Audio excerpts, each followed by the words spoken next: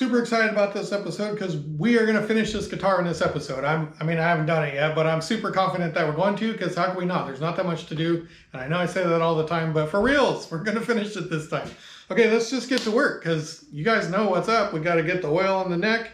We got to make a nut and a cover plate for the truss rod access and all these little things we got to do. But let's just get going on it and let's see if we can get this thing done. Let's start with oil in the neck and we'll go from there.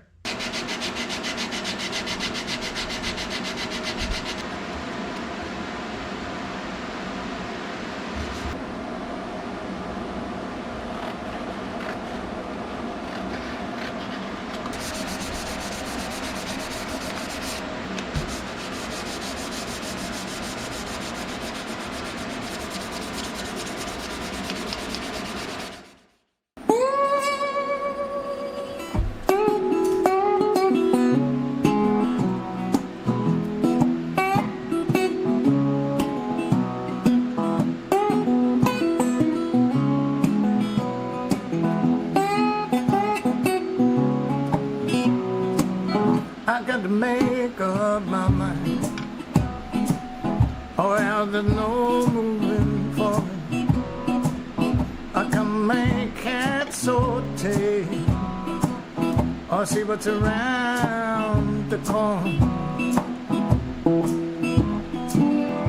Nights can't feel calling through my blood.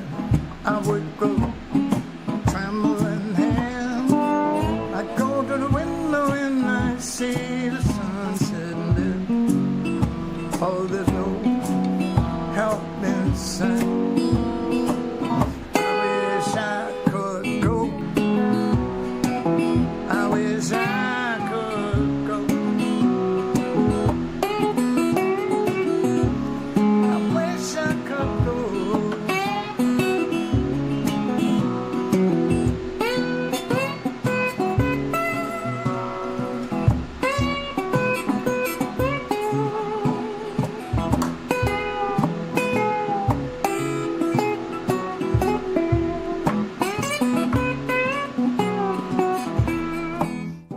Well, it's a couple days later now and I'm still putting oil on the neck and on the body and stuff. Really, really happy with the result I'm getting here.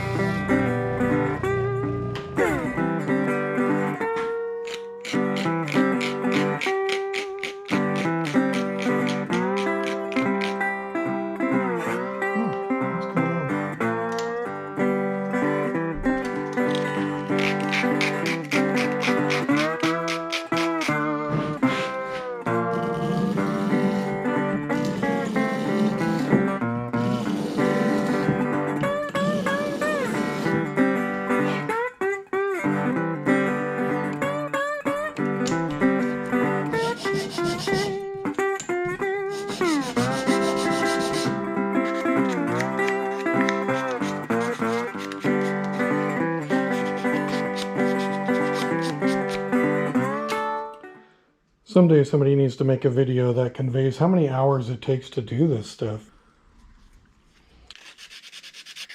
Maybe I'm just really slow. I guess I hadn't considered that.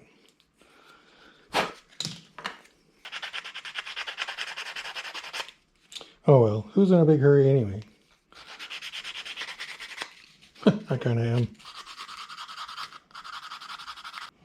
I feel like that's ready for oil.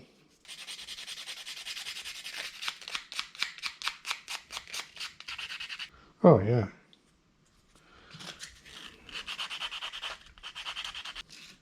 Yep. Okay, that's oil ready. It's funny, I said that 20 minutes ago. 20 minutes later, now it's oil ready.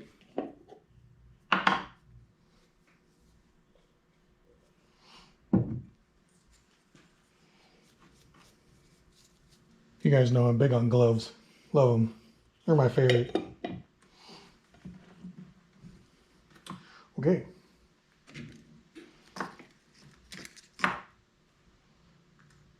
Dry, baby, dry. Okay, I have a couple little ripples in this guy from doing the hydroforming that we got to work out.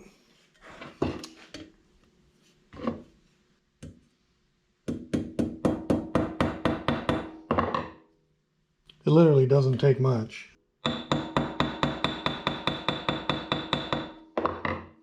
When you hear that bright tapping sound like this, and like that sound means you're dead flat on the on that thing. If it sounds like this, you ain't on there and you're not getting that shape. Okay, I think I'm de-rippled.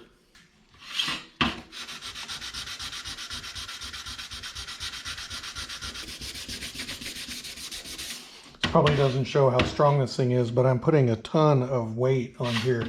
And it doesn't even think about moving or flinching or oil canning or anything. It's just perfect. These things are strong once you dome them like that.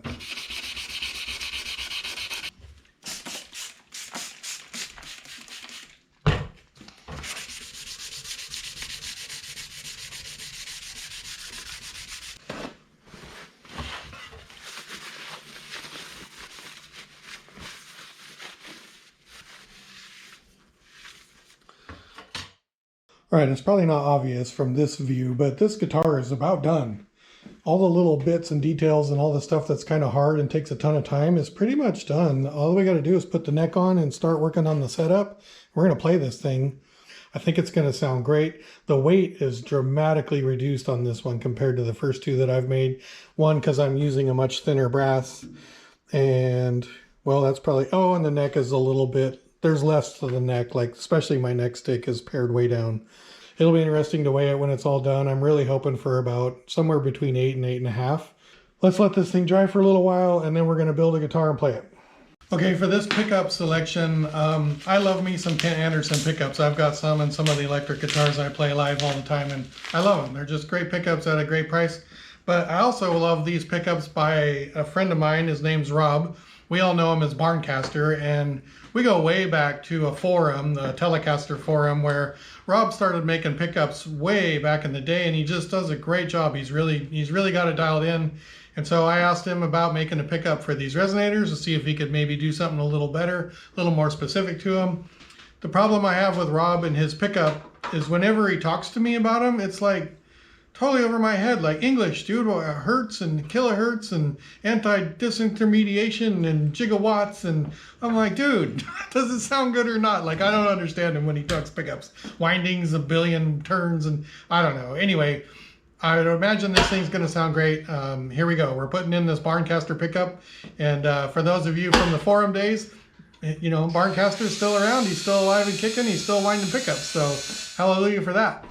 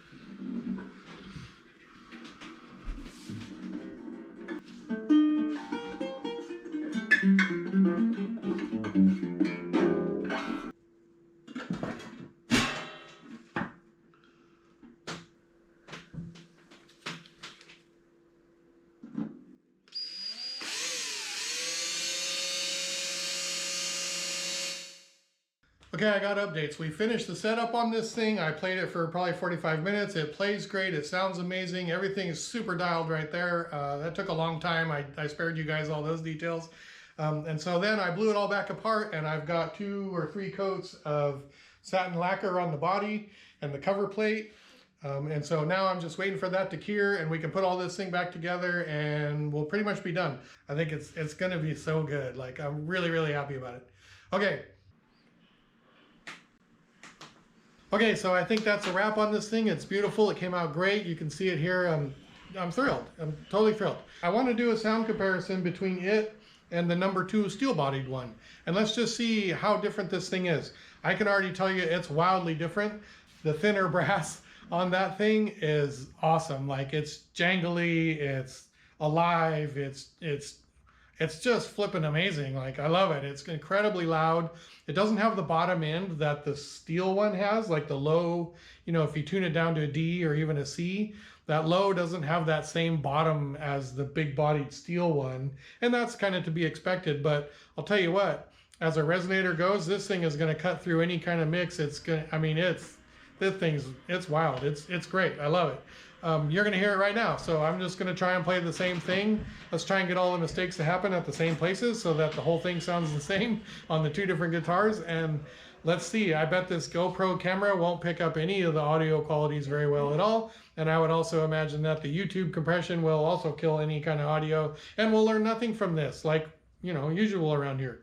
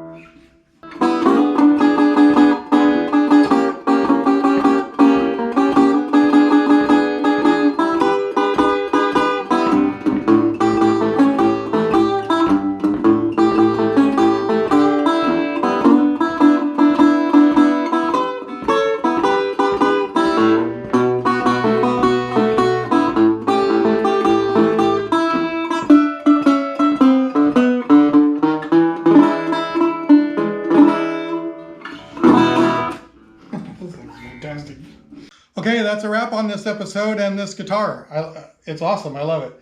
I gotta tell you what though, I really like number 2, that steel one. I don't know, it just kind of does it for me. I really love playing that thing. It's awesome. I don't know what I'm gonna do with these things. They're starting to pile up around here. They probably need to go away. Okay, what's next? So I got a couple things going on right now, and it's gonna be a minute before we get back into the next resonator build, but the plan is already in place. And I'm not going to tell you right now what it is, but here's a massive clue, and it's going to totally give it away, and you'll totally know what it is. But anyway, yeah, somebody wants to get one, and they've come up with all the specs they want, neck size and shape and, you know, dimensions. They did a really good job of getting through all the specs and a ton of questions that I asked. So I'm in the middle of kind of designing and drawing that thing up, and we're going back and forth to get that thing the design all perfect. And then we can get into that build. But in the meantime, I got a couple other things I got to do. I don't know if I'm going to film them or not. I guess maybe I will. I got a Les Paul Studio in here, and apparently it was bought at a church auction at a price that is unbelievable. Crazy cheap. But man, I don't know what somebody did to this poor guitar. Like, it needs some big time love. So maybe I'll film that. I don't know. And maybe I'll walk through it with you guys and show you the issues. I'm hoping it doesn't turn into a $2,000 repair, because it maybe need a lot of work depending on how it comes back together. But anyway, I want to make a copper Telecaster body also before I start the next resonator. And really my motivation for making that is, you know, I feel pretty darn confident now that I can get the edge of these metal bodied guitars to be really, really, really good. Better than number 2. This one kind of doesn't count because it has binding. I just want to get that edge really, really, really good before I start this next resonator, because I just want to be totally confident that I'm there and that that's all good. So I feel like making a copper Telecaster body would be kind of fun, kind of easy, and great practice for just getting that edge perfect. So I got tons of Telecaster templates and all kinds of stuff. This should be a piece of cake. I already got the copper. It should fall together pretty quickly, and then who knows, maybe somebody will want that. I don't need it, but I just need practice. So I'm going to make one of those.